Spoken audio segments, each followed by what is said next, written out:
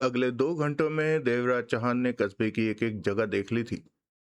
कहीं से भी ये नहीं झलक रहा था कि ये वही केशवपुरम है जहां वो 8-10 साल पहले आया था। एक जगह लंच किया। लंच के दौरान सड़क पर खड़ी कार को उसने निगाहों में रखा और खराब हालातों के प्रति सतर्क रहा। आखिरकार देवराज चौहान को ठिकाने के तौर पर एक जगह पसंद आई। ये जगह थी कस्बे से जरा सा हटकर, जंगल जैसी जगह, लकड़ी की खूबसूरत कॉटेज जिसके आसपास पेड़ों के अलावा पहाड़ की बड़ी बड़ी चट्टानें बिखरी पड़ी थी। मन ही मन फैसला करके देवराज चांद उस कॉटेज पर पहुंचा। 50 फुट चौड़ा मिट्टी से भरा रास्ता उस कॉटेज तक पहुंचकर खत्म हो रहा था। शाम के 4 बज रहे थे। कॉटेज के आसपास सुनसानी व्याप्त थी। उसने कार का इंजन बंद किया और बाहर निकला। तभी कॉटेज का दरवाजा खुला और 35 वर्षीय व्यक्ति खड़ा नजर आया, जो उसे ही देख रहा था। कार के इंजन की आवाज ने उसे दरवाजा खोलने पर मजबूर किया होगा। देवराज चांद शांत भाव से चलता हुआ उसके पास पहुंचा। वो दरवाजे के बीच खड़ा देवराज चांद को देखे जा रहा था। हेलो, मेरा नाम सुरेंद्र पाल है, देवराज चौहान ने शांत स्वर में कहा। काम बोलो, नाम की जरूरत नहीं है, उसने शुष्क स्वर में कहा। मैं यहाँ नया आया हूँ, देवराज चौहान ने सिगरेट सुलगाई। रहने के लिए कोई जगह तलाश कर रहा हूँ। मुझे तुम्हारी कॉटन कॉटेज पसंद आई है। नए आए हो? हाँ। उसकी निगाह कार की तरफ उठी। तो तुम ही हो वो जिसकी कार में लाखों रुपया भरा पड़ा है? उसने आंखें सिकोड़ कर कहा। देवराज चौहान के होंठों पर मुस्कान उभरी। बहुत जल्दी खबर मिल गई तुम्हें। यहाँ पर हर खास खबर आम हो जाती है, उसने देवराज चांद की आंखों में झांका। वो तो मैं भी देख रहा हूं। अब तो अपना नाम बता दो, देवराज चौहान ने पूछा। विक्रम शाह, उसने शब्दों को चबाने वाले अंदाज में कहा। इस कॉटेज के बारे में तुम्हारा क्या ख्याल है? यह एक ही कमरे का कॉटेज है और कमरा किराए पर देने का मेरा कोई इरादा नहीं है। तो बेचने का इरादा बना लो, उसने अजीब सी निगाहों से देवराज चौहान को देखा। खरीदोगे इसे? हाँ। विक्रम शाह उलझन भरी निगाहों से कुछ पल देवराज चौहान को देखता रहा। क्या दोगे? जो मुनासिब रकम चाहो। तुम्हारे पास लाखों रुपया है, विक्रम शाह ने फौरन कहा। 1 लाख मुझे दे दो, कॉटेज तुम्हारी। इसी वक्त खड़े पांव लूंगा। मंजूर। तो आओ। देवराज चौहान उसे कार तक ले गया। सीट के नीचे मौजूद बक्से में से 1 लाख रुपया निकालकर विक्रम को दिया। विक्रम शाह ने गड्डियां अपने कपड़ों में छिपाते हुए कहा। कॉटेज के दाईं तरफ हैंडपंप है, यानी कि पानी की कोई कमी नहीं। भीतर स्टोव और हीटर है। चाय और खाने का थोड़ा बहुत सामान भी पड़ा है, बना खा सकते हो। अब दोबारा इस तरफ मत आना। मुझे क्या पड़ी है, विक्रम शाह हंसा। इस लाख में से मैं एकदम कॉटेज बना सकता हूँ। इस लाख में से मैं ऐसी 10 कॉटेज बना सकता हूँ, लेकिन तुम्हारे जैसा बेवकूफ पहले नहीं देखा। नुकसान का सौदा किया है तुमने। कैसे? केशवपुरम में तुम्हारे पास लाखों रुपया होने की खबर आम है, और यहाँ पर पैसों की जरूरत सबको रहती है। ज्यादा वक्त नहीं लगेगा। देर सवेर में कोई भी तुम्हारी हत्या करके नोट ले जाएगा, विक्रम शाह मुस्कुराकर कह रहा था। और तुम्हारे मरते ही कॉटेज फिर मेरी हो जाएगी। लाख रुपया मुफ्त का आया। जाओ यहां से। विक्रम शाह बिना कुछ कहे पलटा और आगे बढ़ गया। देवराज चाहन कश लेता उसे तब तक जाते देखता रहा जब तक कि वो निगाहों से ओझल नहीं हो गया। फिर सिगरेट एक तरफ उछालकर कॉटेज के दरवाजे की तरफ बढ़ गया। कॉटेज को खूबसूरती के साथ बनाया गया था। पेड़ों के तनों को काट कर उन्हें साफ करके तनों को जरा जरा चपटा करके एक के ऊपर एक रखकर इस तरह चिपका रखा था कि वो मजबूर दीवार जैसे लग रहे थे। एक एक इंच मोटाई वाले फट्टों से छत बना रखी थी। चारों तरफ खिड़कियां भी थी। चाहो तो बंद कर लो या फिर खोल लो। बनाने वाले ने कॉटेज को मन से बनाया था। कॉटेज का दरवाजा भी काफी मौजूद मजबूत था। देवराज चौहान कॉटेज में प्रवेश करके इधर उधर नजरें दौड़ाता रहा। एक तरफ फट्टे लगाकर उस जगह को किचन का रूप दिया हुआ था। बाथरूम वगैरह वहां नहीं था। शायद उसके भीतर जरूरत ही नहीं समझी गई थी। देवराज चौहान ने चारों तरफ की खिड़कियां खोलकर बाहर देखा। हर तरफ पेड़ और चट्टानें ही नजर आ रही थी। चौथी खिड़की मुख्य द्वार की ओर सामने खुलती थी। वहां से उसकी कार और सामने का रास्ता नजर आ रहा था। देवराज चौहान कई पलों तक उस खिड़की पर सामने खड़ा देखता रहा।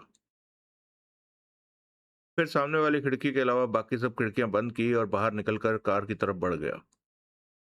देवराज चौहान ने कार के पीछे वाली सीट के नीचे से क्लिप हटाकर सीट को सरकाया तो नीचे मौजूद बॉक्स में तरह तरह के खतरनाक हथियार नजर आने लगे, जिसमें राइफलें थी, ग्रेनेड थे, हर तरह का असला भरा पड़ा था। लाखों रुपयों के नोट आगे वाली सीट के नीचे थे। देवराज चौहान ने बॉक्स से हथियार उठाए और कॉटेज की तरफ बढ़ गया। 2 बार में ही कार की सीट के नीचे मौजूद बॉक्स के हथियारों को कॉटेज तक पहुंचा आया था। सूरज पश्चिम की तरफ झुकता जा रहा था। देवराज चौहान कॉटेज को भीतर से अपने पसंदीदा अंदाज में सेट करने लगा। अगला दृश्य। सोमा अपने होटल के कमरे में गुस्से से भरा लाल चेहरा लिए टहल रहा था। काली और श्री की मौत को वो भूल नहीं पा रहा था, और ना ही उन लाखों रुपयों को जो देवराज चौहान की कार में मौजूद थे। अपने आदमियों को भेजकर उसने काली और श्री की लाशें उठवा ली थी। एकाएक वो ठिठका और कुर्सी पर बैठे व्यक्ति को घूरने लगा। वो 45 बरस का खतरनाक सा व्यक्ति था। जेब में पड़ी रिवॉल्वर का आभास स्पष्ट महसूस हो रहा था। सुलेमान, सोमा गुर्राया। कुर्सी पर बैठा सुलेमान खामोशी से उसे देखता रहा। मैं उस हरामजादे सुरेंद्र पाल को जिंदा नहीं छोड़ूंगा, सोमा दांत पीस कर कह उठा। सुलेमान के चेहरे पर अजीब से भाव उभरे। मालूम है तेरे को ये बात तूने कितनी बार कही है? सोमा सुलेमान उकताए स्वर में बोला।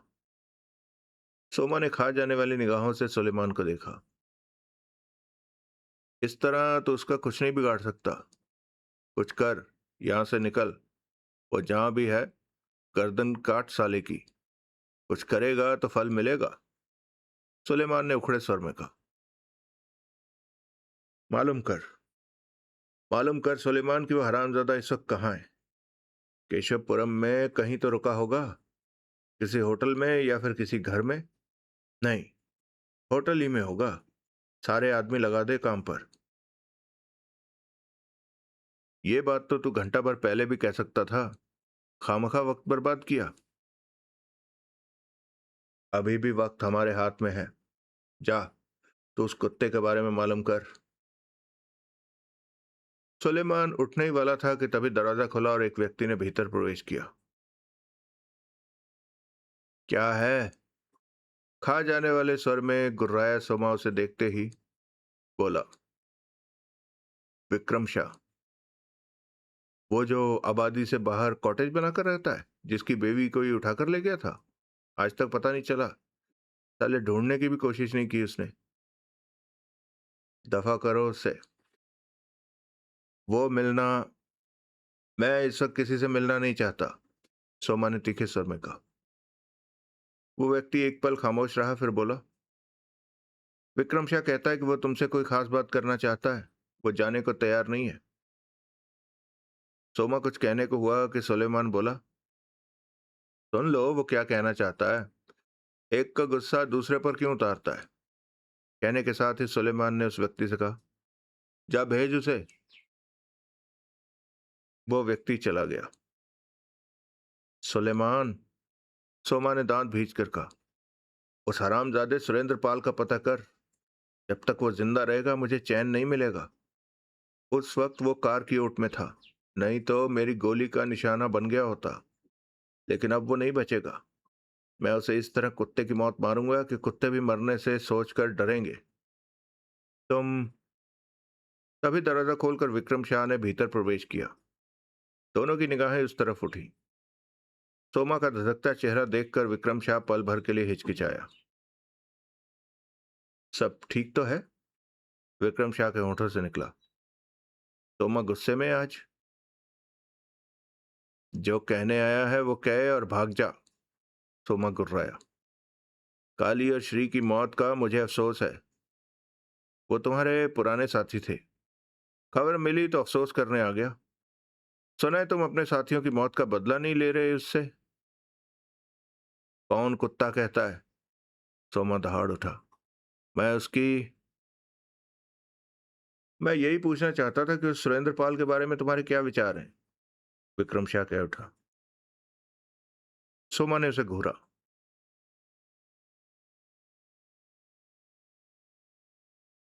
सुलेमान की आंखें सिकुड़ी। पूछना चाहता था? हाँ। उल्लू के पट्टे, ऐसे पूछा जाता है? दफा हो जा। मालूम पड़े वो कहाँ है तो आकर बताना। इस वक्त वो मेरी कॉटेज पर है, यही बताने आया हूँ। तेरी कॉटेज पर? हाँ। तूने मेरे दुश्मन को अपनी कॉटेज पर रखा, और तेरी हिम्मत की मुझे बताने भी आ गया कि उसने मेरे से कॉटेज खरीद ली है 20,000 में। विक्रम शाह ने लाख के बदले 20,000 ही कहा, इस डर से कि कहीं सोमा का ईमान लाख रुपए सुनकर खराब ना हो जाए। कॉटेज बेच दी? हाँ, ये सोचकर कि तू उसे जिंदा नहीं छोड़ेगा। एक आध दिन में वो मर जाएगा तो वो कॉटेज फिर मेरी हो जाएगी। इस तरह 20,000 भी कमा लूंगा। सोमा के चेहरे पर कठोर भाव उभरे। ठीक सोचा तुमने। सोमा के होंठों से मौत भरी गुर्राहट निकली। कल अपनी कॉटेज पर पहुंच जाना। वहां कोई नहीं होगा, सिर्फ उस हरामजादे की लाश पड़ी होगी। उठाकर बाहर फेंक देना। विक्रम शाह की आंखों में चमक उभरी। खड़ा खड़ा मेरा मुंह क्या देख रहा है? जा यहां से। विक्रम शाह बाहर निकल गया। सोमा और सुलेमान की नजरें मिली। उसको ढूंढने की भी दिक्कत खत्म हो गई, सुलेमान ने मुस्कुराकर कहा। सोमा के चेहरे पर दरिंदगी भर आई थी। सोमा, अब उस पर इस तरह हमला करना है कि उसे संभलने का मौका ही न मिले। वो कोई तोप है क्या? सोमा गुर्रा उठा। मेरे साथ चल, साले की गर्दन पकड़कर पागलपन मत कर। सुलेमान उखड़े स्वर में कह उठा। तूने उसके बारे में जो बताया है उसके मुताबिक इसकी गर्दन नहीं पकड़ी जा सकती। वो काफी हौसलामंद इंसान लगता है। ऐसे लोगों की पीठ पर वार किया जाए तो ही जीता जा सकता है। अकल से काम ले। लाखों रुपया लेकर घूम रहा है तो वो कोई बच्चा नहीं है। तू क्या सोचता है विक्रम शाह के कॉटेज में वो चैन की नींद ले रहा होगा? सुलेमान ने गंभीर स्वर में कहा। नहीं, उसे हर पल अपने पर हमला होने की आशंका होगी। उसने भी अपनी तरफ से पूरा इंतजाम कर रखा होगा। हरामजादा। तोमा गुर्रा उठा। सुलेमान ने सिगरेट सुलगाई, कश लिया। तू ठीक कहता है सुलेमान, वो बहुत बड़ा कुत्ता लगा था मुझे। सुलेमान कुछ नहीं बोला। अब मेरी बात सुन, सोमा ने वैशी स्वर में कहा। उसकी आंखें सुर्ख हो रही थी। अपने आदमियों में से 5-7 आदमी चुन ले। उन्हें सब समझाकर बढ़िया से बढ़िया हथियार थमा दे। शाम खत्म होने जा रही है। रात को 11 बजे 12 बजे कॉटेज पर धावा बोलेंगे। हथियारों की सारी गोलियां उस कुत्ते के शरीर में उतारनी है। अगर उसकी लाश पहचानी गई तो तेरी खैर नहीं। सुलेमान मुस्कुराकर उठ खड़ा हुआ। तोमा गुस्से से सिर से पांव तक धधक रहा था। उसे मरा ही समझ, उन लाखों की सोच जो उसके पास है। उसमें से कुछ पैसा मेरा भी है। कितना? सोमा ने दांत भींचे। लाख के पीछे 40,000 मेरा। 40 नहीं, हर लाख में 25 तेरा। क्या? अब वक्त बर्बाद मत कर। अगला दृश्य। इंस्पेक्टर साहब, रामलाल खुशामद भरे स्वर में कह उठा, एक चूड़ी की बात तो। अबे देखता नहीं मैं बिजी हूं। सब इंस्पेक्टर मोहनलाल कान में माचिस की तीली घुमाता हुआ बोला, उधर हवलदार सुंदर सिंह से बात कर, तेरा केस उसी के पास है। सुंदर सिंह चारपाई पर तकिए से टेक लगाए अधलेटा सा बैठा था। ऊपर कमीज पहन रखी थी और नीचे कच्छा था, जिसका नाड़ा लटक कर घुटनों तक जा रहा था। एक हाथ पर तंबाकू डाले, दूसरे हाथ से अंगूठे से उसे मसलने के बाद तंबाकू को मुंह में बीच में रखा और हथेली को झाड़ा। तब तक रामलाल पास पहुंच गया था। हुजूर, रामलाल सेवा में हाजिर है। रामलाल? कौन रामलाल? जनाब मैं। आपने बुलावा भेजा था, वो सोने की चूड़ी वाली बात। हाँ हाँ, याद आया, सोने की चूड़ी। तो जनाब मैं कह रहा था कि बात कुछ भी नहीं है, सोने की छोटी सी चूड़ी की बात है। चूड़ी की कोई बात नहीं, मैं तेरे को 10 सोने की चूड़ियां बनवा दूं। 10? उदाहरण दे रहा हूं। सुंदर सिंह के हाव भाव लापरवाही भरे थे। समझा जनाब, समझा। आप दे नहीं रहे, सिर्फ उदाहरण दे रहे हैं। मैं ही बेवकूफ हूं। शंकरलाल कहता है तुमने उसकी पत्नी पर भी हाथ डालने की कोशिश की। शंकरलाल कहता है? बहुत घटिया आदमी है। रामलाल सुलग उठा। मैंने तो ऐसा कुछ भी। उसकी बीवी का बयान है जो शंकरलाल ने लिखवाया। रिपोर्ट दिखाऊं क्या? रिपोर्ट की क्या जरूरत है? आप क्या गलत कहेंगे? लेकिन जनाब मैंने ऐसा कुछ नहीं किया। सोने की चूड़ी। रिपोर्ट कहती है कि तुमने ऐसा किया। बाकी फैसला तो अदालत में होगा। और जानते हो ना, अदालत पहुंचने में यहां से 2 दिन लगते हैं। और तेरे जैसों को हम अदालत में पेश नहीं करते। हम क्या पागल हैं जो तेरे को 2 दिन का रास्ता तय करके इतनी दूर ले जाएं? ऐसे को हम ऐसों को हम रास्ते में ही गोली मार देते हैं और फाइल में ये लिखकर केस क्लोज कर देते हैं कि फरार होने की कोशिश में पांव फिसला और गिरकर मर गया। जनाब मैं इतना बुरा तो नहीं, मेरी शक्ल बर्दाश्त की जा सकती है। रामलाल ने हाथ जोड़कर कहा। सोने की चूड़ी निकाल। रामलाल ने फौरन सोने की चूड़ी निकालकर सुंदर सिंह को दी। ये तो शंकरलाल की है, उसे वापस देनी पड़ेगी। अब उस रिपोर्ट का क्या होगा? हाथ डालने वाली रिपोर्ट का? वो मैंने नहीं सुना। नहीं तूने? रिपोर्ट कहती है कि तूने ऐसा कुछ करने की कोशिश की। जनाब रिपोर्ट तो आपने ही लिखी है। मिटा दीजिए अक्षरों को। ठीक है। सुंदर सिंह ने फौरन सिर हिलाया। तू कहता है तो मिटा देता हूं। कान में तीली घुमाना छोड़कर मोहनलाल उनकी बातें सुन रहा था। बहुत बहुत मेहरबानी। आप बहुत अच्छे हैं। शुक्रिया। मैं। शुक्रिया बाद में। उन शब्दों को मिटाने के लिए खास स्याही की जरूरत पड़ती है। वो कौन लाएगा? सेवक हाजिर है, मैं ला देता हूं। वो यहां से नहीं मिलती। बताइए कहां से मिलती है, मैं ले आऊंगा। तेरी जबान बहुत चलती है रामलाल। पता हो गई हुजूर। वो ख्यास स्याही है, ये बताना ठीक नहीं कि कहां से मिलती है। मैं खुद ले आऊंगा। मेहरबानी जनाब की। वो मेहरबानी बहुत करता है। काम की बात किया कर। वो स्याही कुछ महंगी है।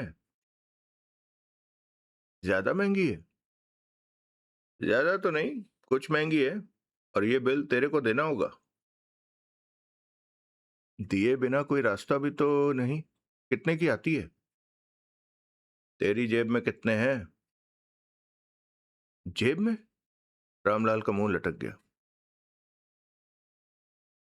जवाब दिया कर। निकाल कर दिखा। जल्दी कर। कभी कभी वो स्याही खत्म हो जाती है, फिर 2 दिन का रास्ता तय करके अदालत ले जाने की जरूरत नहीं समझूंगा। रास्ते में ही बस जनाब यहीं ठहर जाइए। कहने के साथ ही रामलाल ने जेब से 100 के कुछ नोट निकाले। बस इतना ही है? दूसरी जेब में भी रखे होंगे, वो भी निकाल। वहां रेजगारी पड़ी है, वो भी निकाल दूं? रामलाल का सर उखड़ गया था। ठीक है ठीक है, गिनती कर कितने हैं। रामलाल ने गिनती की। 800 है। एक तू रख ले, 700 की मैं स्याही ले आऊंगा। 700 की स्याही कुछ ज्यादा नहीं रहेगी जनाब? बेवकूफ, 700 में सिर्फ एक बूंद स्याही आएगी। उसमें पानी की मिलावट करके शंकरलाल की रिपोर्ट से उन बातों को मिटाना होगा जो तूने नहीं की। धन्य है। रामलाल गहरी सांस लेकर कह उठा। क्या कहा? सुंदर सिंह ने उसे घूरा। वो स्याही। ठीक है, अब तू जा। बहुत वक्त खराब कर दिया तूने मेरा। एक नोट तो बचा। यही सोचते हुए रामलाल बाहर निकल गया। तभी मोहनलाल कुर्सी से उठा और सुंदर सिंह के पास पहुंचकर उसके हाथ से नोट ले लिए। सर, सुंदर सिंह हड़बड़ाकर बोला, 700 है, कुछ तो मुझे दीजिए। तूने एक नोट उसे वापस क्यों दिया? मोहनलाल नापसंदगी वाले भाव से बोला। सारी जेब खाली करके उसे भेजता तो वो कभी भी इधर का रुख नहीं करता। हमारा काम तभी चलता रह सकता है जब ऐसे लोग आते रहेंगे। तेरे को वही नोट मिलना था जो तूने उसे दे दिया। ऐसा मत कीजिए जनाब, आपको तो बोतल भी मिल। चुप कर, मैं तेरा अफसर हूं। जी। मोहनलाल ने 100 का नोट चारपाई पर फेंकते हुए कहा, ये नोट रख ले, बाकी के सारे नोट अपनी जेब में डाल। सुंदर सिंह ने गहरी सांस लेकर 100 का नोट को कमीज की जेब में ठूस लिया। तेरे रंग ढंग ठीक नहीं लग रहे आजकल। क्या हुआ सर? सुंदर सिंह सीधा होकर बैठा। दोपहर में तू कहाँ था? दोपहर में? सुंदर सिंह मुस्कुराया। वो तो तभी कांस्टेबल दयाराम ने भीतर प्रवेश किया। कहाँ गए थे? मोहनलाल ने उसे देखा। चाय पीने सर। चाय पीने में इतनी देर लगती है? 2 चाय पी। तेरे को 2 चाय में इतनी देर लग गई? इतनी देर तो साहब को बोतल खत्म करने में नहीं लगती। मैं जरा धीरे धीरे पी रहा था। मोहनलाल अपनी कुर्सी की तरफ बढ़ गया। कोई केस आया था? हाँ, आया भी और चला भी गया, सुंदर सिंह ने कहा। सूखा वाला केस था या मालपानी वाला? सूखा वाला। दयाराम ने मुंह बिचकाया और कुर्सी पर मोहनलाल के पास पहुंचा। सर, एक बहुत ही फड़कती खबर है। क्या? मोहनलाल ने अजीब सी निगाहों से उसे घूरा। फड़कती खबर? कांस्टेबल दयाराम, केशवपुर में रहकर तुम अपने अफसर से बात करने की तमीज भी भूल गए हो। Sorry sir.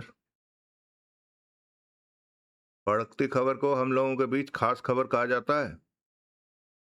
Yes sir. तो क्या है वो खास खबर? सर, दयाराम कह उठा, आज केशवपुरम में एक नया आदमी आया है। यह फड़कती खबर है? मेरा मतलब कोई खास खबर है? एक मिनट सर, थोड़ा सा आगे चलते हैं, फिर ये खास खबर बन जाएगी। बताओ। वो आदमी नीले रंग की नई कार में है और उसकी ड्राइविंग सीट के नीचे उतना ही बड़ा बॉक्स है जिसमें लाखों रुपया भरा पड़ा है। दयाराम ने जल्दी से कहा। मोहनलाल ने आंखें सिकोड़कर दयाराम को देखा। सुंदर सिंह एकाएक सतर्क सा नजर आने लगा था। तेरा दिमाग खराब हो गया दयाराम? क्यों सर? कोई पागल है जो केशवपुरम जैसी जगह में लाखों रुपए लेकर आएगा और ये खबर आम भी हो जाएगी कि उसके पास लाखों रुपए है? ऐसा आदमी बेवकूफ तो होने से रहा। मोहनलाल ने तीखे स्वर में कहा। सर, थोड़ा सा और आगे बढ़ते हैं, अभी बात अधूरी है, दयाराम ने कहा। तो पूरी करो। वो सोमा है ना, अपना सोमा? हाँ। मोहनलाल की आंखें सिकुड़ी। उसने उन नोटों को देख लिया था। देख लिया था? मोहनलाल ने मुंह बनाया। तो फिर बाकी रहा ही क्या? सोमा ने उसे मारकर नोटों को अपने कब्जे में ले लिया होगा। तू हमेशा बासी खबर लाता है। सर, थोड़ा सा और, बात अभी और बाकी है। बोले जा। सोमा ने काली और श्री के साथ उन नोटों पर कब्जा पाने की कोशिश की, लेकिन वो नोटों वाला सुनने में आ रहा है कि उसका नाम सुरेंद्र पाल है। उसने काली और श्री को गोली मार दी। सोमा को जान बचाकर भागना पड़ा। कहकर दयाराम खामोश हुआ। मोहनलाल के चेहरे पर अजीब से भाव उभरे। काली और श्री मारे गए? वो हरामजादे मर सकते हैं क्या? मर गए सर। मतलब कि वो लाखों रुपए अभी तक उसी सुरेंद्र पाल के पास है? मोहनलाल ने जल्दी से कहा। Yes sir. कहाँ है ये सुरेंद्र पाल? इसका तो अभी पता नहीं चल पाया। गधा ही खबर लाता है। सुरेंद्र पाल का पता होना चाहिए हमें, इससे पहले कि सोमा फिर उस तक पहुंचे। हम उसे पकड़कर नोट वसूल कर लेते हैं। मोहनलाल ने बेसब्री से कहा। तभी सुंदर सिंह जल्दी से कह उठा। मैं सुरेंद्र पाल के बारे में मालूम करके आता हूं। सुंदर सुंदर सिंह ने दरवाजे की तरफ बढ़ते हुए कहा। पैंट तो पहन ले। दयाराम ने मुंह बनाकर कहा। सुंदर सिंह ठिठका, नीचे कच्छे को देखा, फिर दीवार पर ठुकी कील पर लटकी पैंट उतारकर उसने हाथ में थामे ही बाहर निकलता चला गया। अगर तेरी ये फड़कती खबर, मेरा मतलब है कि खास खबर, गलत हुई तो? ऐसी बात कर रहे हैं सर? पक्की खबर लाया हूं। आप मूलचंद को तो जानते होंगे? मूलचंद? जो चाय की दुकान के सामने बेंच पर दिन भर बैठा जुआ खेलता रहता है, जिसने एक बार आपको भी हरा दिया था। काम की बात किया कर। मोहनलाल मुंह बनाकर बोला। सुरेंद्र पाल मूलचंद से भी मिला था। उसी दुकान पर सुरेंद्र पाल ने चाय पी थी। मूलचंद ने भी लाखों रुपया देखा था, लेकिन छीन नहीं सका। उसने रिवॉल्वर निकाल ली थी। सब लोग ये बात कर रहे हैं तो क्या बात गलत होगी? सुंदर सिंह गया है, मेरी इतना पक्की खबर लेकर आएगा। मोहनलाल उठ खड़ा हुआ। कहाँ जा रहे हैं सर? सामने वाले बार में एक दो पैग भी मार आऊंगा, और ऐसी जगहों पर से ऐसी खबरें ज्यादा मिलती हैं। लेकिन सर, अभी मुझे आपसे बात करनी है। क्या? यह खबर सबसे पहले मैंने आपको दी है। पक्की खबर है। लाखों रुपए हाथ लगा तो मुझे क्या मिलेगा?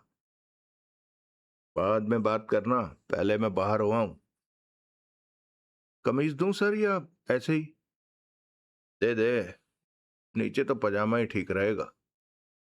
सब कपड़े तेरे को और सुरेंद्र सिंह को धोने पड़ते हैं। क्या फर्क पड़ता है सर? बाहर सरकारी टोटी लगी है, गीले करके सुखाने ही तो होते हैं। साबुन नहीं लगाता क्या? लगाता हूँ सर, लेकिन जरा फिसल जाता है। और हाँ सर, दालें वगैरह खत्म हो चुकी हैं। रात के लिए कुछ नहीं है। रमावती के घर से कुछ ले आऊं? बनिए से ले आ। खैर, यहीं रहना, कहीं मत जाना। सुरेंद्र सिंह का इंतजार कर। वो आए तो उसे बार में भेजना, समझा? एक मिनट सर, आपकी कमीज। अगला दृश्य। शाम होने की वजह से बार में भीड़ थी, लेकिन भीड़ ऐसी भी नहीं कि बैठने को जगह न मिले। सब इंस्पेक्टर जहां सब इंस्पेक्टर मोहनलाल जहां बैठा, सामने हंसराज बैठा था। तू कुछ करता भी है या अभी भी लोगों से नोट छीनता है? मोहनलाल अपनी कमीज बंद करता हुआ बोला। हंसराज ने शांत भाव में सामने भरा गिलास उठाकर खाली किया और बोला, किसी से नोट छीनना आसान काम नहीं है। मेहनत लगती है, जान भी जा सकती है। तेरी शिकायत मुझ तक आई तो छोड़ूंगा नहीं। हंसराज मुंह बिचकाकर रह गया। सुना है सोमा ने किसी से नोट छीनने की कोशिश की तो उसने सोमा को गोली मार दी। सोमा को नहीं, काली और श्री को। सोमा जान बचाकर भाग निकला। मोहनलाल को अपने मतलब की बात मालूम हो गई थी। तो काली और श्री मारे गए? हाँ। अब तो तड़प रहा होगा सोमा। हंसराज के चेहरे पर नशा चमक रहा था। सुना है सुरेंद्र पाल के पास लाखों रुपया है। मोहनलाल ने टटोलने वाले अंदाज में कहा। हाँ, लेकिन वो बहुत खतरनाक है। उस पर हाथ डालना आसान नहीं है। समझो नोटों पर बैठा वो सांप है। ऐसा? मोहनलाल की आंखें सिकुड़ी। हंसराज कभी गलत नहीं कहता। आदमी को पहचानने का दम रखता है। मोहनलाल का गिलास आ गया। रोज की बात थी। उसके ब्रांड की विस्की वाला गिलास भरकर टेबल पर रखकर चला गया था। मोहनलाल ने सोच भरे अंदाज में घूंट भरा। कुछ खबर है कि इस वक्त सुरेंद्र पाल है कहाँ? क्यों? तुमने उसे क्या करना है? उसने 2 कत्ल किए हैं, पूछताछ तो करनी पड़ेगी। पूछताछ? हंसराज ने कड़वे स्वर में कहा। उससे पूछताछ महंगी पड़ सकती है इंस्पेक्टर साहब। ध्यान रखना, अभी वो एक और को गोली मारेगा। किसे? सोमा को। सोमा काली और श्री की मौत का बदला और उससे लाखों रुपए छीनने के लिए उसे तलाश करेगा। उसके पास पहुंचेगा और सुरेंद्र पाल उसे गोली मार देगा। हंसराज ने हंसकर कहा। सोमा आसानी से मरने वाला नहीं है। मोहनलाल ने सोच भरे स्वर में कहा। कुछ वक्त और बीत लेने दो, सब मालूम हो जाएगा। तभी सुंदर सिंह पास आया और अटेंशन खड़ा होकर बोला। सुंदर सिंह हवलदार रिपोर्टिंग सर। थाने पहुंचो। मोहनलाल ने उसे सिर से पांव तक देखा। उसने पजामा पहना हुआ था। वहीं बात करेंगे। सुंदर सिंह के जाने के बाद मोहनलाल ने पूछा। कुछ मालूम है सुरेंद्र पाल कहाँ होगा इस वक्त? हंसराज ने ऐसा दिखावा किया जैसे मोहनलाल की बात ही ना सुनी हो उसने। सिगरेट दो। हंसराज ने मोहनलाल से सिगरेट लेकर सुलगाई और उठकर बाहर निकल गया।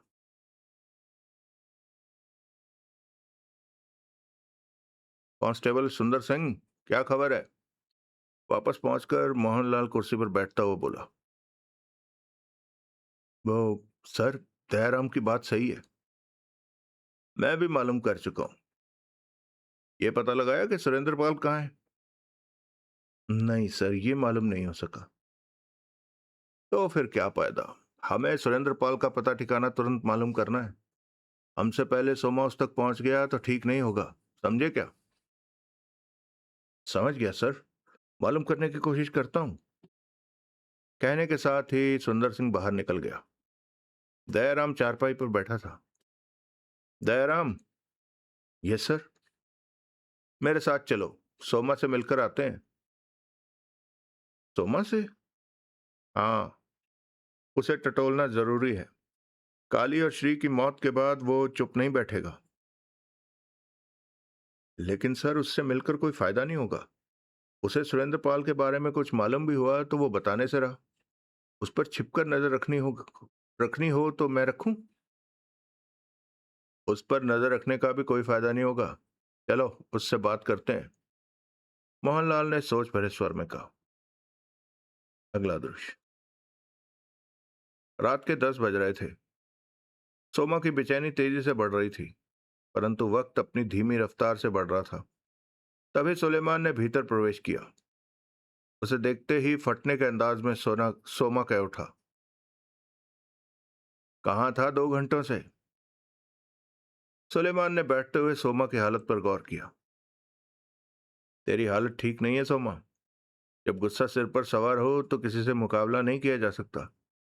मेरी मान तो आज रहने दे। सुरेंद्र पाल की गर्दन कल पकड़ लेना। वो आज ही मेरे हाथों मरेगा। ऐसा है तो अपने गुस्से पर काबू पा। अगर तेरी यही हालत रही तो मैं तेरा साथ नहीं दूंगा। सोमा दांत भींच कर रह गया। कहाँ था तू? पहले अपनी हालत ठीक कर। ठीक ठाक नजर आ, फिर बात करना। सोमा ने सिर झुकाकर दोनों हाथों से सिर थाम लिया।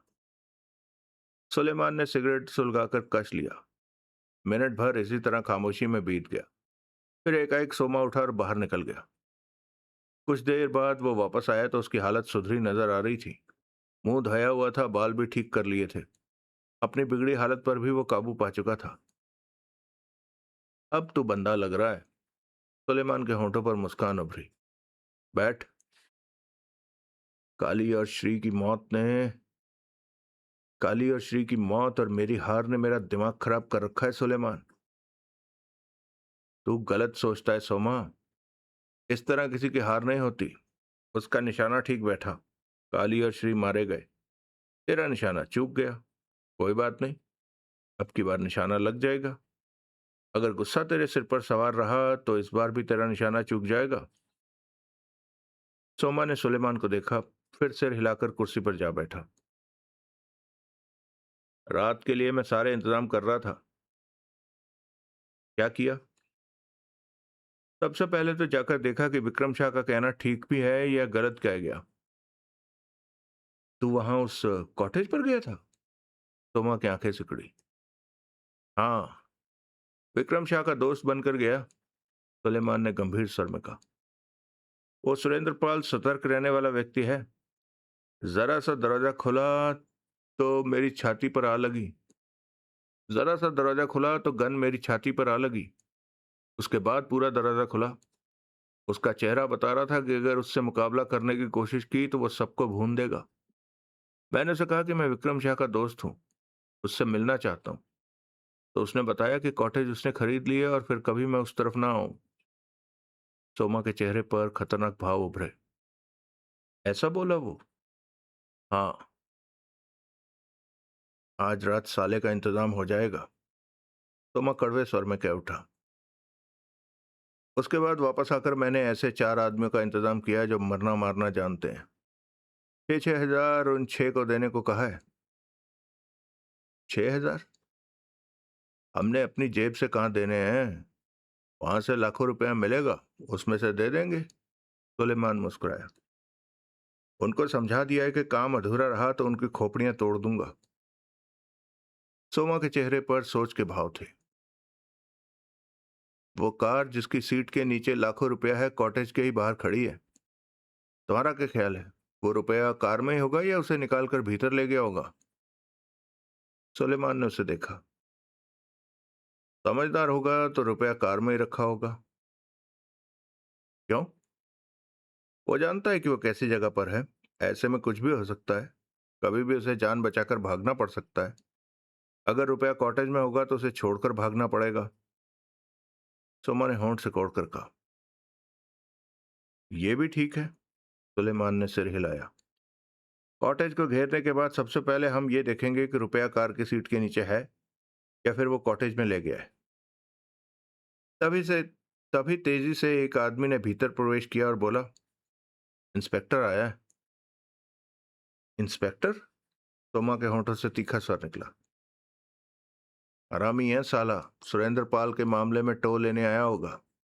सुलेमान ने जल्दी से कहा। यह बात हर तरफ फैल चुकी है कि उसने काली और श्री को मार दिया है और उसके पास लाखों रुपया है। सोमा के कुछ कहने से पहले ही सब इंस्पेक्टर मोहनलाल और कांस्टेबल दयाराम ने भीतर प्रवेश किया। मोहनलाल उस आदमी के गाल पर हल्की सी चपत लगाकर बोला, क्यों बे, मेरे को देखते ही भाग आया खबर देने के लिए? मैं खबर नहीं दे सकता था क्या? बूढ़ा हो जाएगा लेकिन तेरे को अकल नहीं आएगी। अगर मैं खामोशी से आकर सुन लेता कि यहाँ क्या बातें हो रही हैं तो क्या पहाड़ टूट जाता? बेकार की मेहनत करता रहता है। हम भाग यहां से। वो आदमी वापस चला गया। तोमा और सुलेमान की निगाहें मोहनलाल पर थी। मोहनलाल उन दोनों को देखकर मुस्कुराया और आगे बढ़कर बैठ गया। हवलदार दयाराम बैठने लगा तो मोहनलाल ने घूर कर उसे देखा। दयाराम ठिठका। अफसर की बराबरी में नहीं बैठते। ज्यादा थक गया है तो नीचे बैठ जा। नहीं सर, मैं ठीक ही खड़ा हूं। तो तेरे को बैठने के लिए किसने कहा था? खड़ा ही रह। मोहनलाल ने मुंह बनाकर कहा। कैसे आना हुआ मोहनलाल? तोमा ने शांत स्वर में कहा।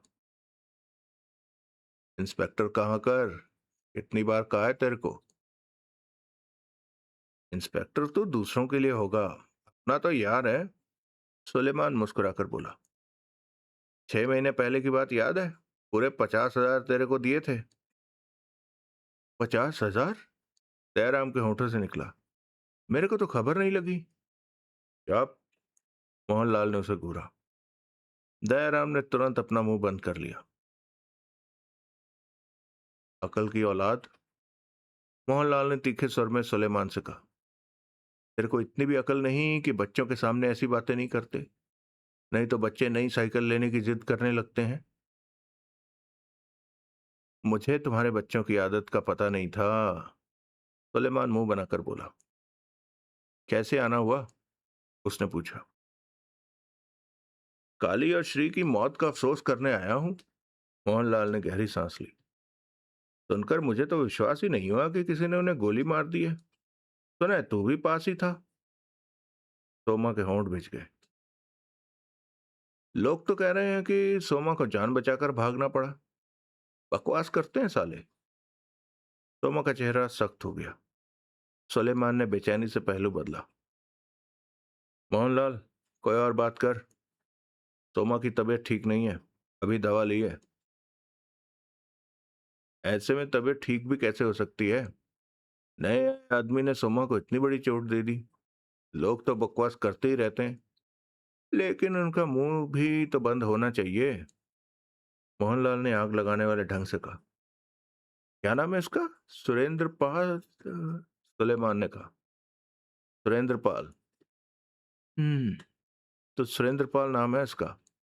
दयाराम, नोट करो। नोट हो गया सर। सोमा और सुलेमान की निगाहें मिली। मैं ये तो बर्दाश्त नहीं कर सकता कि कोई सोमा की तरफ उंगलियां उठाता फिरे, मोहनलाल ने मलहम लगाने वाले स्वर में कहा। मुझे बताओ सुरेंद्र पाल कहां पर है, मैं इस साले को पकड़कर बंद करता हूं। सोमा ने फौरन सुलेमान से पूछा। तेरे को मालूम है सुरेंद्र पाल कहाँ है? नहीं तो। सुलेमान ने गहरी सांस ली। मोहनलाल शांत भाव से दोनों के चेहरों को देख रहा था। मोहनलाल, सोमा ने उखड़े स्वर में कहा। मैं खुद ये जानने की कोशिश कर रहा हूं कि सुरेंद्र पाल कहाँ है। उसने मेरे 2 आदमियों को मारा है। ऐसे छोड़ने वाला नहीं हूं। अगर तुम्हें उसके बारे में पता चल जाए तो मुझे खबर करना। केशवपुरम से वो जिंदा वापस नहीं जाएगा। कांस्टेबल दयाराम, नोट करो। मोहनलाल की आवाज में तीखापन आ गया। क्या सर? कि इन्हें नहीं मालूम कि सुरेंद्र पाल कहाँ है। नोट हो गया सर। सुलेमान बात बदलने के लहजे में कह उठा। विस्की की बोतल मंगवाऊं? नहीं, मोहनलाल ने कहा। आज के लिए है, कल के लिए थाने भिजवा देना। पहुंच जाएगी। और कोई सेवा? सुना है सुरेंद्र पाल के पास लाखों रुपया है। सुलेमान व सोमा की नजरें मिली। लाखों रुपया? सोमा ने उतावलेपन वाले लहजे में कहा। मतलब कि तुम लोगों को नहीं मालूम? मोहनलाल का स्वर कड़वा हो गया। नहीं, ऐसा तो हमने भी नहीं सुना। नोट करूं सर? दयाराम ने फौरन कहा। यह बात नोट करने की नहीं, दिमाग में बिठाने लायक है कि जिस बात को पूरा केशवपुरम जानता है, उस बात को सोमा नहीं जानता। तुम्हें विश्वास आया हवलदार दयाराम? मोहनलाल की आवाज तीखी थी। आप कहें तो कर लेता हूं, नहीं कहें तो नहीं करता। मोहनलाल सोमा और सुलेमान को बारी बारी देखे जा रहा था। जिसने काली और श्री को मारा, उसके पास कार की सीट के नीचे मौजूद बॉक्स में लाखों रुपया पड़ा है। केशवपुरम वालों का कहना है कि काली और श्री उसी पैसे को छीनने के चक्कर में मारे गए। केशवपुरम में जो बात हवा बनकर उड़ती है वो सच ही होती है। सुलेमान, सोमा शांत स्वर में बोला। बाहर जाकर मालूम करना कि क्या मोहनलाल सच कह रहा है। अभी मालूम करता हूं। सुलेमान ने जल्दी से सिर हिलाया। मोहनलाल उठ खड़ा हुआ। जल्दी है? सोमा ने उसे देखा। हाँ, मोहनलाल ने कड़वे स्वर में कहा। अब तभी मिलूंगा जब तुम्हारे पास ये खबर होगी कि सुरेंद्र पाल कहां पर है और उसकी कार में लाखों रुपया है। ये बातें मैं अभी मालूम करता हूं। जरा जल्दी पता करना। आओ दयाराम। Yes sir. मोहनलाल और दयाराम बाहर निकल गए। सोमा और सुलेमान की नजरें मिली। अगर हमने सुरेंद्र पाल को खत्म करके उससे लाखों रुपए हासिल भी कर लिया तो मोहनलाल हमारे लिए मुसीबत खड़ी कर देगा, सोमा ने गंभीर स्वर में कहा। यह साला हमें बताने आया था कि इसे सब खबर है, बाद में नोटों में से हिस्सा मांगेगा। साफ कर दूं इसे? नहीं, सोमा ने इंकार में सिर हिलाया। पुलिस वाले की जान लेना ठीक नहीं। मैं देख चुका हूं कि इससे कोई फायदा नहीं होता। एक मरता है तो दूसरा भेज दिया जाता है। केशवपुरम के लोगों को मालूम हो जाएगा कि मोहनलाल को क्यों मारा गया। ऐसे में नया आने वाला पुलिसिया जब ये सब जानेगा और अगर वो सख्त किस्म का हुआ तो खामखा का झगड़ा खड़ा हो जाएगा। ये बात तो ठीक है। हमारे लिए मोहनलाल ही ठीक है। देख लेंगे। सुरेंद्र पाल से निपट कर लेन देन कर लेंगे। ऐसा करने में कम से कम सुख शांति तो रहेगी, तो मैंने कड़वे स्वर में कहा। सुलेमान कुछ नहीं बोला। सब तैयारी हो गई उस हरामजादे सुरेंद्र पाल से निपटने के लिए? हाँ, उसको तो पता भी नहीं चलेगा कि गोली किधर से आकर लगी। सुलेमान खतरनाक स्वर में हंसा। अगला दृश्य। सर, सोमा के होटल से बाहर निकलते ही कांस्टेबल दयाराम बोला। हम्म। वो तो माना ही नहीं कि सुरेंद्र पाल के पास लाखों रुपया है और उसका ठिकाना भी नहीं जानता।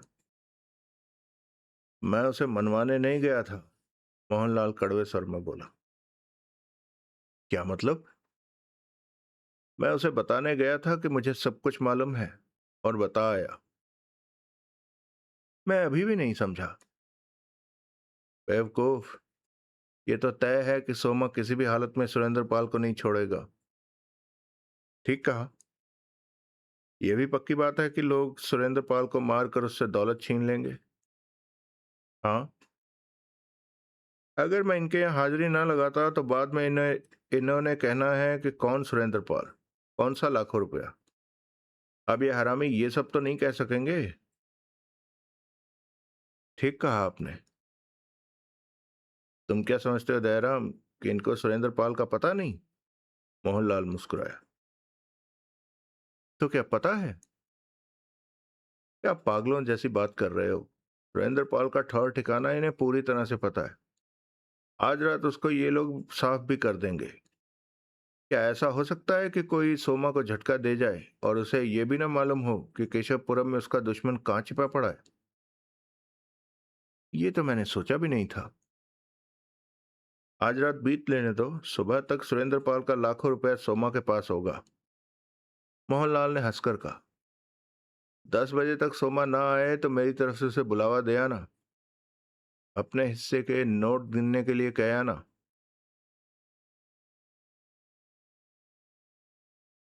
अगला दृश्य।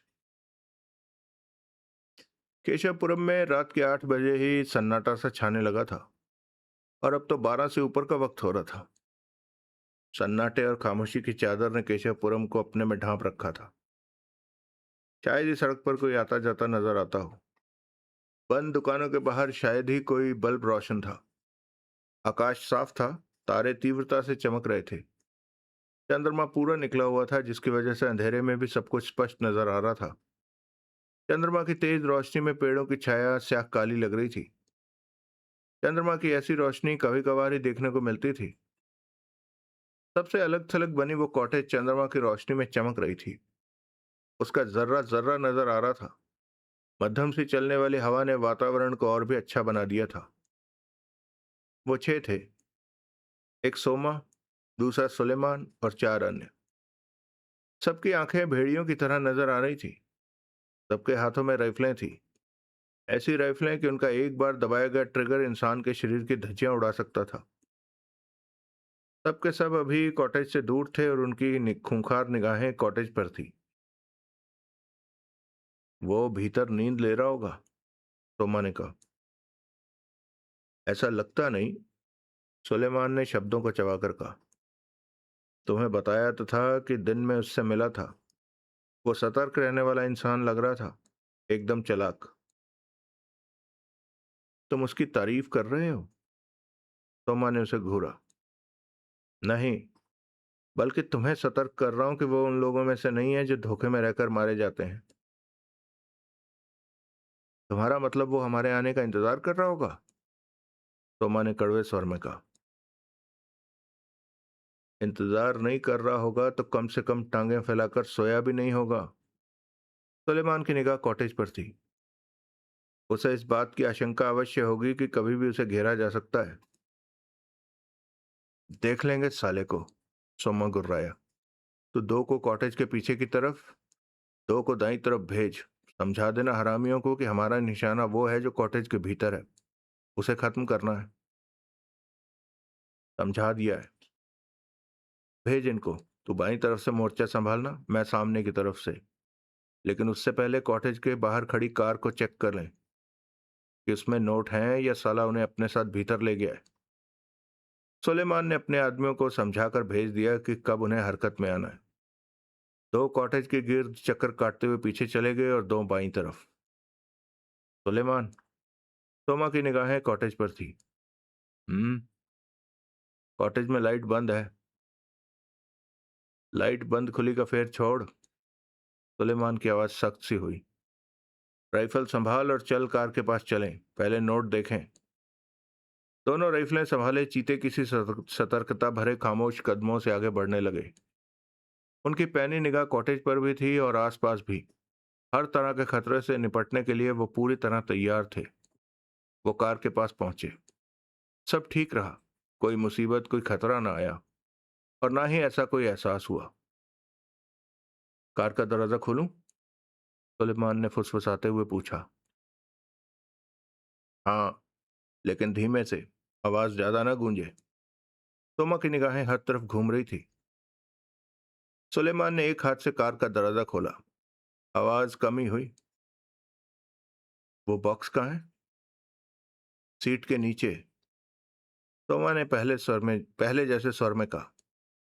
लेकिन वो ऐसे नजर नहीं आएगा। दूसरी तरफ का भी दरवाजा खोल। सीट के नीचे दोनों तरफ क्लिप हैं जिन्होंने सीट को अपनी जगह टिका रखा है। उन क्लिपों को हटाकर सीट को एक तरफ धकेल, सीट सरक जाएगी। नीचे बॉक्स है। ये सुनकर सुलेमान जरा सा झुका। सीट के नीचे हाथ डालकर उंगलियों से नीचे का मामला टटोलने लगा। उसकी उंगलियां क्लिप से लगी तो फौरन उसने क्लिप हटा दिए। उसके बाद गन थामे बेहद सावधानी से कार के गिर्द होता हुआ दूसरी तरफ पहुंचा और उधर का दरवाजा भी खोला। रात के सन्नाटे में ये सब कुछ दिल की धड़कनें बढ़ा देने वाला महसूस हो रहा था। ज्यादा वक्त लगाकर सुलेमान ने दूसरी तरफ का क्लिप भी हटा दिया और कार के गिर्द घूमता हुआ वापस सोमा के पास पहुंचा। सोमा की नजरें कॉटेज पर टिकी थी। सीट के नीचे के क्लिप हटा दिए हैं? सुलेमान बोला। दोनों तरफ से? सोमा ने दांत भींच कर पूछा। हाँ। तो अब थोड़ा सा नीचे झुककर सीट को इस तरह धक्का दे जैसे उसे सरकाकर पीछे करना है। सुलेमान ने ऐसा ही किया। सीट सरक कर दूसरी तरफ से खुले दरवाजे से आधी बाहर निकल गई। पूरी रोशनी ना होने की वजह के कारण सीट खिसकने के बाद कुछ भी स्पष्ट नजर नहीं आया। अंधेरा है, कुछ नजर नहीं आ रहा। टॉर्च होनी चाहिए थी। टॉर्च को गोली मार, माचिस की तीली चलाकर देख, तोमा ने दांत भींच कर कहा। तीली से रोशनी होगी, गड़बड़ हो सकती है। होने दे, जल्दी देख। सारी रात यही नहीं बितानी, रोशनी के इंतजार में। सुलेमान ने माचिस की तीली निकाल कर जलाई। रोशनी में पल भर के लिए बॉक्स में मौजूद नोटों की गड्डियां चमकी, फिर हवा के कारण तीली बुझ गई। सुलेमान ठगा सा खड़ा रह गया। वहां मर गई क्या? मैंने कहा है चुप क्यों है? फूट। नोट नजर आए या नहीं? आए। नोटों की गड्डियां दिखी। लगता है सीट के नीचे सीट जैसा ही लंबा चौड़ा बक्सा है जो नोटों से भरा पड़ा है। कई लाख रुपया है। सुलेमान का सर आवेश में कांप रहा था। तोमा की आंखों में दरिंदगी से भरी चमक उठी। यह सब हमारा है, तोमा गुर्राया। हाँ, हर लाख के पीछे 25,000 मेरा है। बाद में, पहले से खत्म करना है जो कॉटेज के भीतर है। सोमा के हाथों की पकड़ राइफल पर सख्त हो गई। जब तक वो जिंदा है, नोटों को हाथ लगाने में मजा नहीं आएगा। उस साले को तो मरना ही होगा। सुलेमान गुर्राया। मैं अब मोर्चा नहीं लेना चाहता। आगे बढ़कर दरवाजा तोड़ो और साले को भून दो। आओ। पागल मत बन। होश से काम ले। सोमा का स्वर सतर्क था। मुझे लगता है गड़बड़ है। क्या मतलब? वो इंसान इतना बेवकूफ नहीं हो सकता कि वो भीतर नींद लेता रहे और कार में लाखों रुपया पड़ा रहे। सुरेंद्र पाल का हिसाब किताब मुझे शुरू से ही समझ में नहीं आ रहा।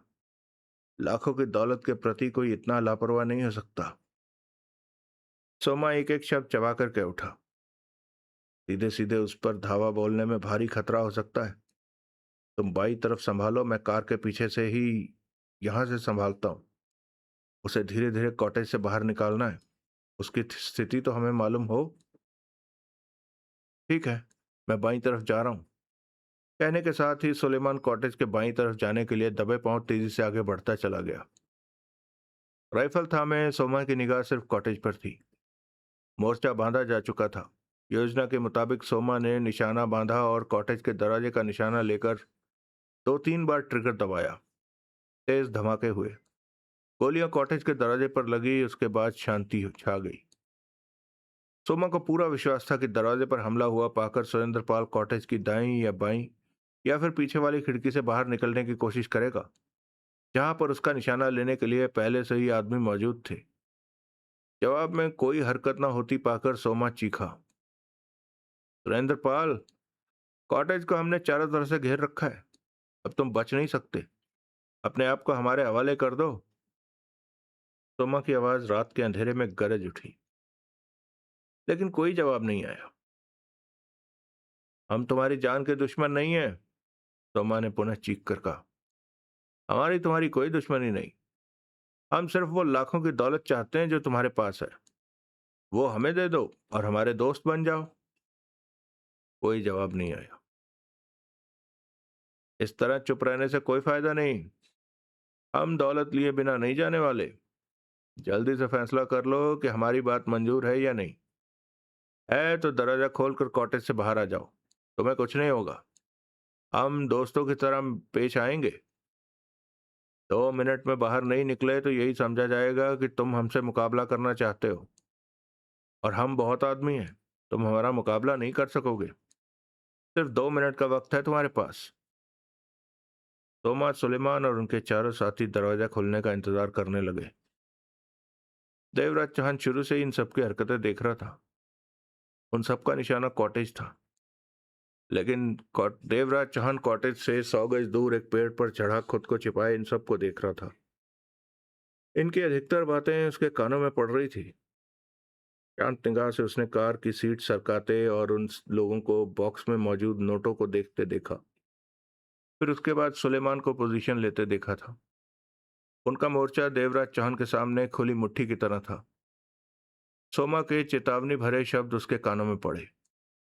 देवराज चौहान को शुरू से ही इस बात का एहसास था कि रात को अवश्य कोई न कोई कॉटेज तक आएगा, उसके पास मौजूद लाखों रुपए छीनने के लिए। इस बात का भी पूरा एहसास था कि देर सवेर में सोमा उस पर हमला अवश्य करेगा, क्योंकि सोमा केशवपुरम में नाम रखता था। परंतु ये नहीं सोचा था कि सोमा इतनी जल्दी रात को ही उसे घेरे में लेने की कोशिश करेगा। चंद्रमा की रोशनी में देवराज चौहान ने स्पष्ट तौर पर सुलेमान को पहचाना, जो शाम को विक्रम शाह का दोस्त बनकर उसे पूछने आया था। इसका मतलब वो शुरू से ही सोमा की नजरों में था, और सुलेमान का शाम को आना ये जाहिर करता था कि रात को कॉटेज की घेराबंदी करने का प्रोग्राम पहले से ही बन चुका था। सब तैयारियां हो चुकी थी, और अब इनके ख्याल से वो कॉटेज के भीतर था। सन्नाटे को तोड़ती हुई सोमा की आवाज पुनः वहां गूंजी। हाथ ऊपर करके बाहर आ जाओ। हम सिर्फ दौलत लेने आए हैं जो तुम्हारे पास है। तुम्हारी जान को कुछ नहीं होगा। अगर तुम बाहर नहीं निकले तो फिर कुछ भी हो सकता है। इन शब्दों के साथ ही वहां गहरी चुप्पी छा गई। कॉटेज की तरफ से तो कोई हलचल न हुई न होनी थी। सुलेमान, तोमा का ऊंचा स्वर चीखता सा लगा रात की इस खामोशी में। हाँ, 2 आदमी भेज कॉटेज का दरवाजा तोड़ने के लिए। खतरा है वो भीतर से गोलियां चलानी शुरू कर देगा। देखा जाएगा। तोमा की गुर्राहट उभरी। रात भर हम उसके बाहर निकलने के इंतजार में बैठे नहीं रह सकते। काम खत्म करके हमें इन नोटों को गिनना भी है कि कितने लाख हैं। इसके बाद वहां सन्नाटा छा गया। सुलेमान राइफल थामे अपनी जगह से हिला। कॉटेज पर निगाह टिकाए दबे पांव कॉटेज के पीछे वाले हिस्से पर जा पहुंचा, जहां उसके 2 आदमी राइफलों सहित मोर्चा लिए हुए थे। वो साला बाहर निकलने को तैयार नहीं है। सामने से जाकर दरवाजा तोड़ो, जैसे भी हो उसे बाहर निकालो। दरवाजा हमने खोला तो वो गोली चला देगा, एक ने कहा। उसे बाहर निकालने का कोई और रास्ता सोचना चाहिए, दूसरा बोला। चिंता मत करो, सुलेमान दांत भींच कर बोला। तुम सामने वाले दरवाजे पर पहुंचो। उधर जो 2 खड़े हैं वो उस तरफ की खिड़की को तोड़ने की कोशिश करेंगे, और इधर की खिड़की, बाईं तरफ वाली खिड़की को तोड़ने का काम सोमा करेगा। राइफल के बट मार मार कर ये काम करना है। जब कॉटेज के चारों तरफ से हो हल्ला होगा तो किधर से किस किस पर गोली चलाएगा। ठीक है। इसके साथ ही दोनों वहां से हटते चले गए। सोमा, सुलेमान कॉटेज के पीछे से चिल्लाया। हाँ, सोमा का स्वर कानों में पड़ा। बाईं तरफ से आजा, कॉटेज की खिड़की तोड़ना शुरू कर। मैं सामने जो कहा है वही कर। उसके बाद सोमा की आवाज नहीं आई। स्पष्ट था कि वो कॉटेज के बाईं तरफ आ रहा था। सुलेमान दाईं तरफ वाले दोनों आदमियों के पास पहुंचा। तुम दोनों इस तरफ वाली खिड़की तोड़ना शुरू करो। भीतर से फायरिंग होते ही राइफल का मुंह खोल देना। ठीक है। सुलेमान पुनः पीछे की तरफ खिड़की के पास पहुंचा। सोमा, तू बाईं तरफ आ जा। हाँ, मैं खिड़की तोड़ना शुरू कर रहा हूं। कहने के साथ ही सोमा ने राइफल का बट लकड़ी के फट्टों वाली खिड़की पर मारा तो खिड़की का बड़ा सा पल्ला खुलता चला गया। इतनी आसानी से खिड़की खुलते पाकर सोमा हक्का बक्का रह गया। फिर होश आते ही फौरन खिड़की से हटकर पोजीशन ले ली। उधर सुलेमान के साथ भी ऐसा ही हुआ। दाईं तरफ की खिड़की भी खुली मिली और दरवाजा भी। सुलेमान, सोमा चीखा। हाँ, सब खिड़कियां दरवाजे खुले हुए हैं। वो हरामजादा चालाक निकला। क्या मतलब? वो कॉटेज के भीतर नहीं है, बाहर है, हमारे आसपास ही। फौरन कॉटेज के भीतर हो जाओ। उसे हमारी पोजीशन का पता है। वो किसी भी वक्त हमारा निशाना ले सकता है। ऊंचे स्वर में कहने के साथ ही सोमा ने अपनी जगह छोड़ी और आगे बढ़कर चौखट पर हाथ रखते हुए भीतर कूद गया। पांव किसी चीज से टकराए, गिरने को हुआ कि संभल गया। सुलेमान और बाकी के चारों आदमी भीतर आ गए। लाइट ऑन मत करना, सोमा जल्दी से बोला। खिड़कियों और दरवाजों पर सावधानी से पोजीशन ले लो, वो बाहर ही कहीं है। कहने के साथ ही सोमा ने राइफलें कंधे पर लटकाई और जेब से माचिस निकालते हुए कह उठा। मैं माचिस जला रहा हूं। बस एक नजर कॉटेज में घुमा लेना कि कहीं वो भीतर तो नहीं छिपा। वैसे भीतर होगा नहीं, रामजादा कॉटेज के आसपास ही कहीं है। सोमा ने माचिस की कुछ तिल्लियों को जलाया। सबकी निगाह कॉटेज के हर जर्रे को देखती चली गई। बाहर ही कहीं है, तेरा ख्याल ठीक है, सुलेमान गुर्राया। पोजीशन लो। उसके बाद दो ने सामने वाले दरवाजे पर पोजीशन ले ली, दो ने पीछे वाली खिड़की पर। सोमा और सुलेमान ने कॉटेज के दाएं बाएं वाली खिड़की पर। सबकी नजरें चंद्रमा में चमकते बाहर के वातावरण पर घूम रही थी, परंतु कहीं कोई आहट या हलचल नहीं थी। कहीं भी नजर नहीं आया, सुलेमान पूछने वाले लहजे में बोला। आएगा, नजर भी आएगा। कार में उसका रुपया पड़ा है, वो दूर नहीं जा सकता। सोमा के होंठों से एक कपा देने वाली गुर्राहट निकली। लेकिन अब हमें संभल कर उसका मुकाबला करना होगा। वो खतरनाक ही नहीं, चालाक भी है। हमने उसको कम आंका है। उन सबकी खूंखार निगाहें देवराज चौहान की तलाश में घूम रही थी। पेड़ पर मौजूद देवराज चौहान एकटक उनकी हरकतों को नोट कर रहा था। उनको कॉटेज में प्रवेश पाते करते पाकर वो मन ही मन सतर्क हुआ। क्योंकि अब उन लोगों को इस बात का एहसास हो जाना था कि वो बाहर कॉटेज के आसपास ही कहीं है।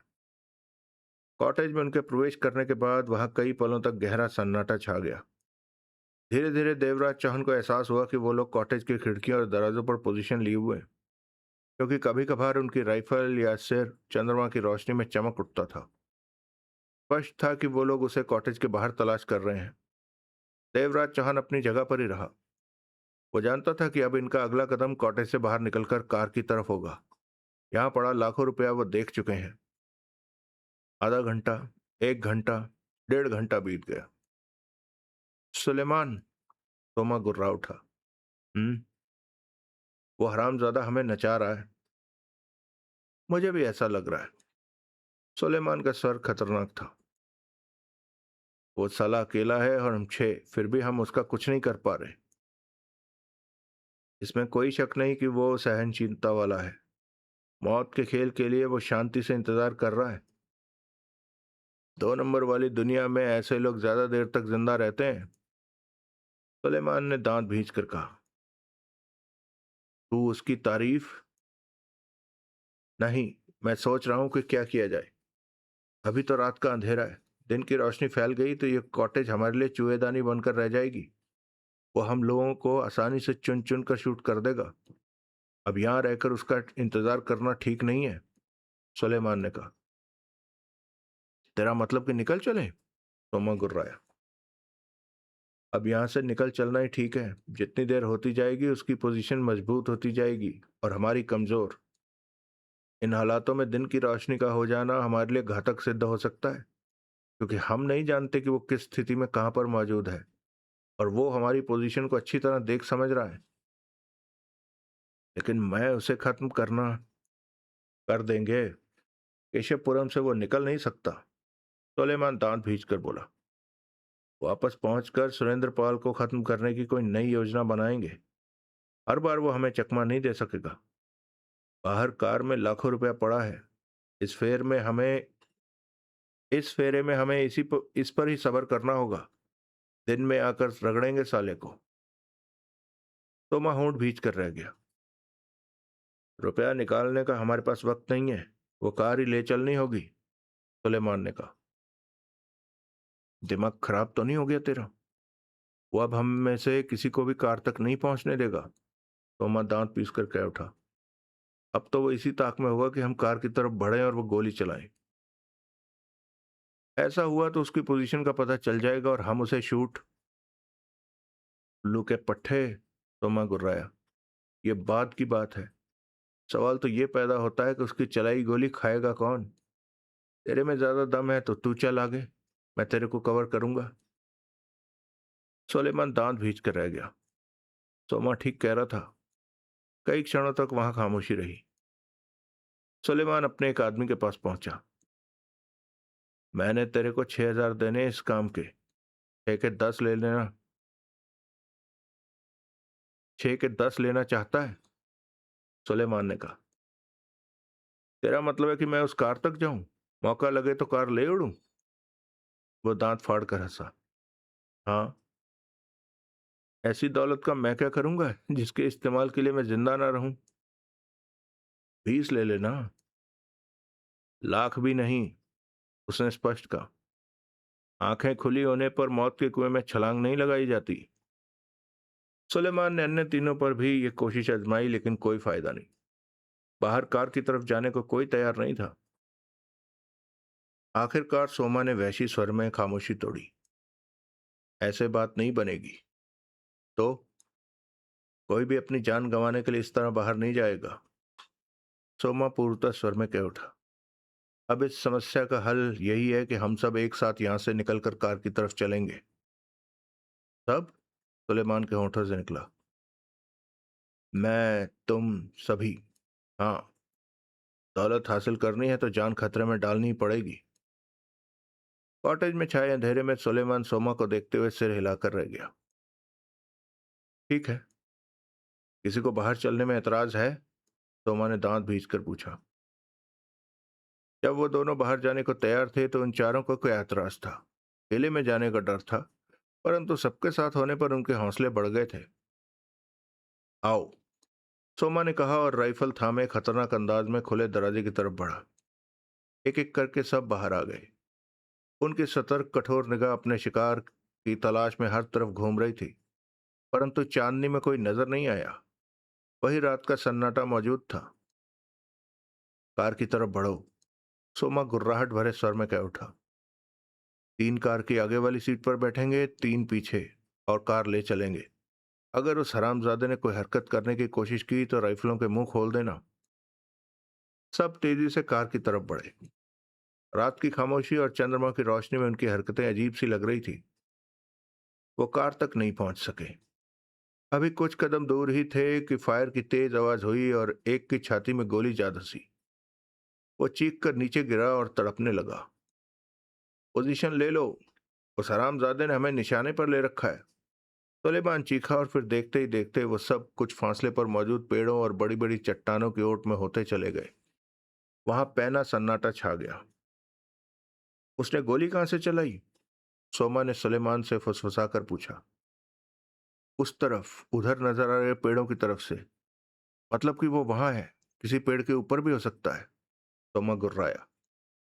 सुलेमान ने कुछ नहीं कहा। उन पेड़ों के ऊपर का निशाना बांधो और राइफल का मुंह खोल दो, सोमा ने अपनी राइफल संभालते हुए कहा। अगर वो ऊपर है तो बचने वाला नहीं। उसके बाद उन दोनों की राइफलों के मुंह खुल गए। फायरिंग की तेज आवाज वहां गूंजी। पेड़ों की टहनियों की धज्जियां उड़ने लगी।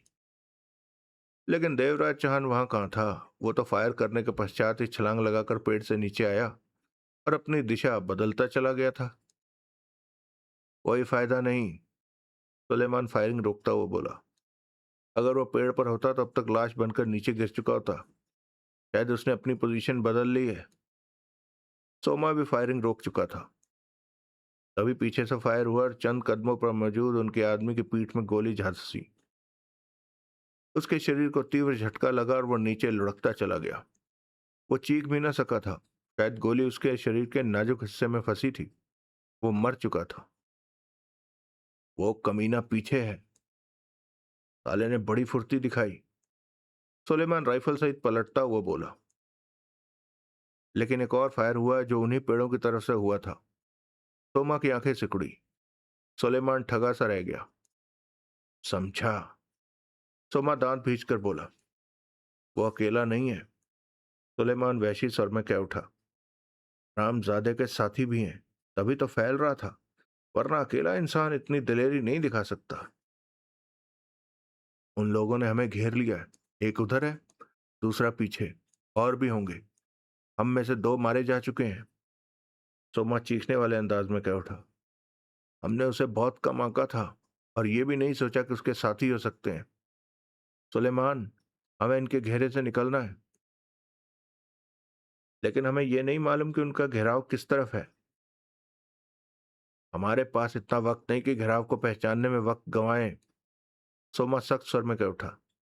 यहां से फौरन निकल चलने में ही फायदा है। वो लोग हमारी पोजीशन पहचान चुके हैं।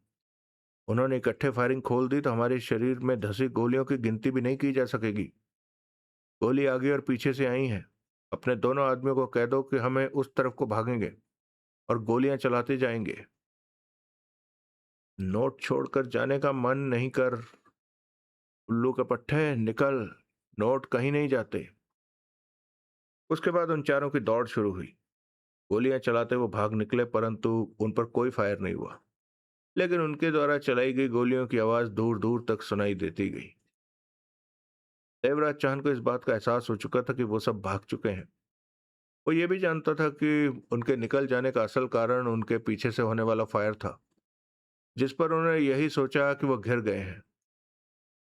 देवराज चौहान की आंखें सिकुड़ी थी। वो समझ नहीं पा रहा था कि वो कौन था जिसने सोमा और उसके साथियों पर गोली चलाई थी।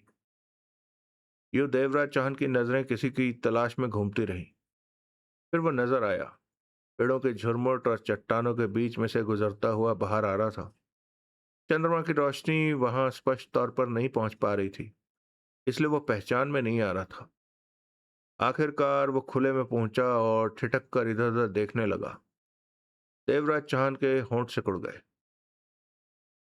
वो हंसराज था। देवराज चौहान उसे देखता रहा। हंसराज का इस तरह इस वक्त यहाँ मौजूद होना उसकी समझ में नहीं आ रहा था। देखते ही देखते हंसराज आगे बढ़ा और कार तक जा पहुंचा। कार के अगले दरवाजे खुले पड़े थे। सीट सरकी हुई थी और चंद्रमा की रोशनी में बॉक्स में मौजूद नोटों की गड्डियां चमक रही थी। देवराज चौहान अपनी जगह से हिला और कार की तरफ बढ़ने लगा। रिवॉल्वर अभी भी हाथ में दबी हुई थी। चेहरा शांत था। आंखों में भी किसी तरह के भाव नहीं थे। आहट पाकर हंसराज फौरन पलटा। रिवॉल्वर उसके हाथ में थी, परंतु सामने देवराज चौहान को पाकर उसने चैन की सांस ली और रिवॉल्वर जेब में डालता हुआ बोला, लाखों के नोटों को इतनी हवा लगानी ठीक नहीं होती। हंसराज ने शांत स्वर में कहा। देवराज चौहान ने हंसराज को घूरा। जवाब में हंसराज मुस्कुराया। यहाँ कैसे? तुम्हारे लिए। समझा नहीं। कहते हुए देवराज चौहान ने सीट को धकेलकर वापस अपनी जगह पर किया और नीचे के क्लिप लगाने लगा। तुमने सोमा से मेरी जान बचाई थी और सोमा को मैं जानता हूं कि वो अपने खास दुश्मन को कभी नहीं छोड़ता। काली और श्री को मारकर तुम उसके खास दुश्मन बन चुके हो, जबकि खास तौर से तुम्हारे पास लाखों की दौलत है। ऐसे में वो तुम्हें छोड़ेगा नहीं। मैंने सोचा कि तुम कहीं निश्चित होकर नींद न ले रहे हो, इसलिए तुम्हारा ध्यान रखने आ गया। लेकिन जब तुम्हें कॉटेज से निकलकर वक्त से पहले पोजीशन लेते देखा तो समझ गया कि तुम अपनी रक्षा करना जानते हो।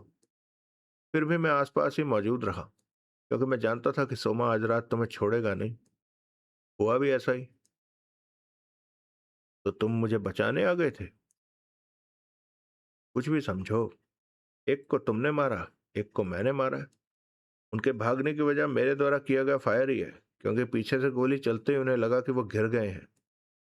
हंसराज हंसा। फिर तो मेरी जान बचाने का शुक्रिया, देवराज चौहान ने सपाट स्वर में कहा। मैंने तुम्हारी जान नहीं बचाई, हंसराज ने सिर हिलाया। छोटी सी लड़ाई में मैंने तुम्हारा जरा सा साथ दिया है। जान तो तुमने मेरी बचाई थी जब सोमा मुझे गोली मारने जा रहा था। देवराज चौहान उसे देखता रहा। चलता हूं। देवराज चौहान ने कुछ नहीं कहा। हंसराज पलटा और आगे बढ़ता चला गया। कार से टेक लगाए देवराज चौहान उसे तब तक देखता रहा जब तक चंद्रमा की रोशनी में वो नजर आता रहा।